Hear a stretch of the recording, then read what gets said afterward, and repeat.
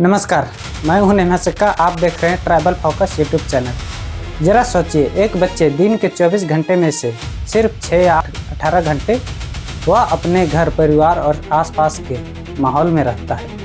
अब खुद से एक सवाल पूछिए, इन 16 से 18 घंटों में उसके भविष्य को कौन आकार देता है? अगर मैं आपसे कहूं कि भारत में आज लाखों बच्चों का भविष्य उनकी मेहनत नहीं बल्कि उनके जन्म स्थान से तय होता है, क्या आप यकीन करेंगे? कल्पना कीजिए, एक ही शिक्षक और उसके सामने पहली से 5वीं तक की पूरी कक्षाएं। क्या ऐसी स्थिति में हर बच्चों को बराबर शिक्षा मिल सकती है?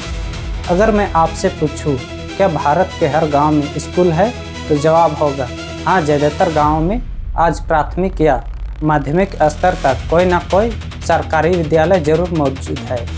लेकिन क्या सिर्फ दोनों अपने परिवार की ज़िंदगी बदलना चाहते हैं? लेकिन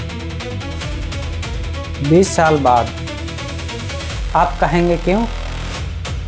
क्या एक बच्चा दूसरे से ज़्यादा बुद्धिमान है? क्या एक ज़्यादा मेहनत करता है, या फिर कोई कारण हो सकता है? क्या भारत में किसी बच्चे का भविष्य उसकी मेहनत नहीं बल्कि उसके जन्म स्थान से तय होता है? लेकिन अगर आपका जन्म किसी छोटे से गांव में हुआ है तो आप जानते होंगे, सपनों और मंजिल के बीच सबसे बड़ी दूरी किलोमीटर की नहीं होती, अवसरों की होती। आज की कहानी सिर्फ एक छात्र की नहीं है, यह उन करोड़ों भारतीय बच्चों की कहानी है जो हर सुबह किताब लेकर स्कूल तो जाते हैं, लेकिन वापस लौटते समय उनके हाथ में सिर्फ किताब नहीं बल्कि अधूरे अवसर होते हैं। और इन वीडियो में हम सिर्फ भावनाओं की बात नहीं करेंगे, हम बात करेंगे सरकारी आंकड़ों की, राष्ट्रीय शिक्षा रिपोर्ट्स की, ज़मीनी हकीकत की और उस सवाल की जिसका जवाब भारत को भविष्य तय करेगी। क्या सच में गांव का बच्चा और शहर का बच्चा एक जैसी दौड़ में भाग रहे हैं, या किसी दौड़ शुरुआत से ही कई किलोमीटर पीछे शुरू होती है? सरकारी रिपोर्ट कहती है कि एक शिक्षक अधिकतम कितने बच्चों को पढ़ा सकती है। जब हम शिक्षा की बात करते हैं तो सबसे बड़ा सवाल यह होता है कि एक शिक्षक सभी बच्चों को समान गुणवत्ता की शिक्षा दे सकता है। भारत में इसका जवाब सिर्फ अनुमान से नहीं बल्कि कानून से तय होता है। शिक्षा का अधिकार आरटीई अधिनियम 2009 के अनुसार कक्षा 1 से 5 तक अधिकतम 30 छात्र होने चाहिए। इस नियम का उद्देश्य साफ है, हर बच्चे को शिक्षक का पर्याप्त समय मिले, उसकी पढ़ाई पर व्यक्तिगत ध्यान दिया जा सके और उसकी सीखने की गति को समझा जा सके। लेकिन अब सवाल उठता है, क्या वाकई में ज़मीनी स्तर पर भी ऐसा होता है? देश के कई ग्रामीण इलाकों में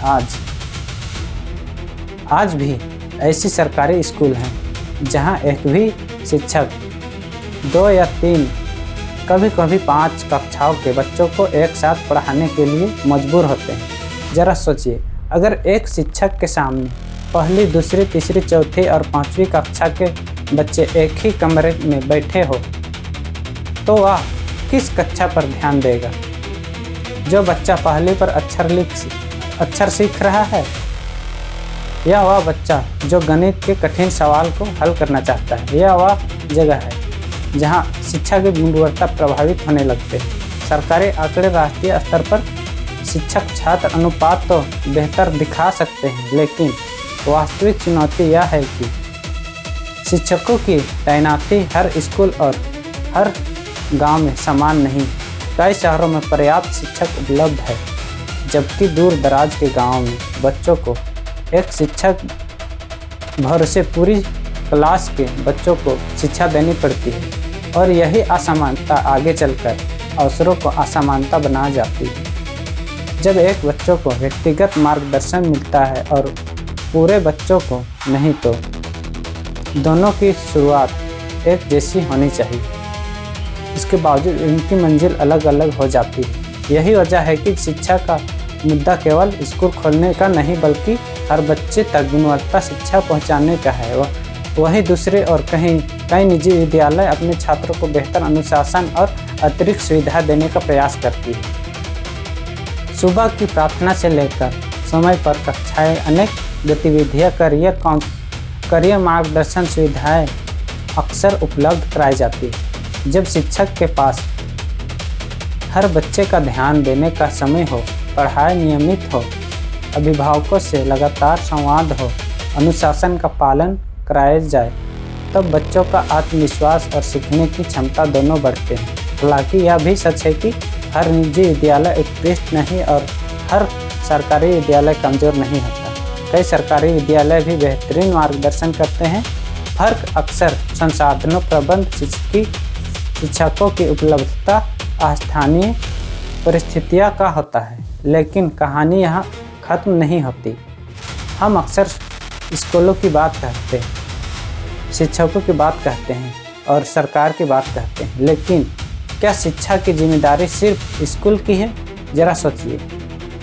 एक बच्चा दिन के 24 घंटों में से सिर्फ 6 या 8 घंटे ही स्कूल में बिताता है। बाकी 16 या 18 घंटे वह अपने घर, परिवार और आसपास के माहौल में रहता है।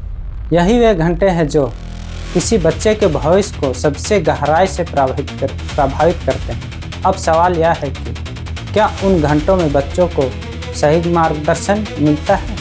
क्या कोई उससे पूछता है आज स्कूल में क्या पढ़ाया गया, कोई विषय समझ आया या नहीं? चलो आज आधा घंटा साथ बैठकर पढ़ते हैं। तुम्हारा सपना क्या है? दुर्भाग्य से कई परिवार में ऐसा नियमित रूप से नहीं हो पाता है। कुछ माता पिता सुबह से शाम तक रोजी रोटी कमाने में लगे रहते हैं। कुछ स्वयं अधिक पढ़े लिखे नहीं होते, इसलिए बच्चे की पढ़ाई में मदद करना उनके लिए कठिन होता है। कुछ परिवारों में शिक्षा की अहमियत समझी जाती है, लेकिन समय की कमी होती है। और कुछ जगहों पर बच्चों को मोबाइल तो मिल जाता है, लेकिन पढ़ाई का मार्गदर्शन नहीं। यहीं से शुरू होता है वह अंतर जो आगे चलकर अवसरों को असमानता में बदल जाता है। जिस बच्चे का घर में रोज़ पढ़ाई की बात होती है, किताबों की चर्चा होती है, गलतियों को समझाया जाता है और सपनों को दिशा दी जाती है, उसके आगे बढ़ने की संभावना स्वाभाविक रूप से बढ़ जाती है। लेकिन जिस बच्चे को स्कूल के बाद कोई पूछने वाला नहीं, कोई पढ़ाने वाला नहीं और कोई प्रेरित करने वाला नहीं मिलता, उसके लिए केवल मेहनत ही नहीं, सही दिशा ढूंढना भी एक संघर्ष बन जाता है। इसका मतलब यह नहीं है कि हर अभिभावक अपने बच्चे की परवाह नहीं करते। सच्चाई यह है कि अधिकांश माता पिता अपने बच्चों के लिए बेहतर भविष्य चाहते हैं, लेकिन इच्छा और क्षमता हमेशा एक जैसी नहीं होती। कई अभिभावक आर्थिक कठिनाइयों, लंबे काम के घंटे काम, शिक्षा या जानकारी के कमी के कारण उतना सहयोग नहीं दे पाते जितना वे देना चाहते हैं। इसलिए एक बच्चे की शिक्षा केवल स्कूल की नहीं, बल्कि स्कूल, परिवार और समाज तीनों की साझा जिम्मेदारी है। आप इन सभी के बारे में क्या सोचते हैं? अपनी राय कमेंट बॉक्स में जरूर दें। मिलते हैं अगले वीडियो में। तब तक के लिए चैनल को लाइक, सब्सक्राइब करें। अच्छा लगे तो वीडियो को शेयर करें। धन्यवाद।